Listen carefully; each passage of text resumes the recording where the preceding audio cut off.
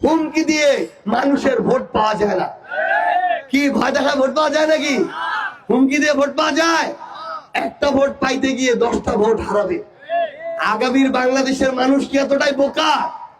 এখন মানুষ এরকম যদি ধমক দেয়, বলে ঠিক আছে ভোটটা দিব, আর মাথাটা উল্টা বলে তোর নির্বাচনের দিন দেখে নিব।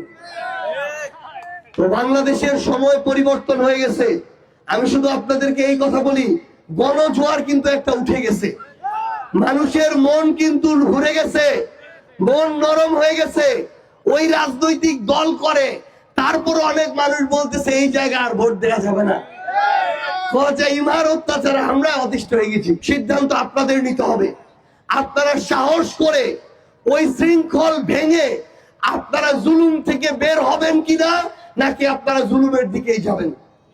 একটা জিনিস মনে রাখবেন, যারা জুলুম করে, জুলুম করার পরও আপনি যদি তাদেরকে ভোট দিয়ে ক্ষমতায় বসান, তারা আর মানুষকে মানুষ মনে করবে না। তারা আপনার প্রয়োজনীয়তাটাই অনুভব করবে না, কারণ তারা তাদের জায়গা থেকে দেখবে জুলুম করলেও তো ভোট পাওয়া যায়।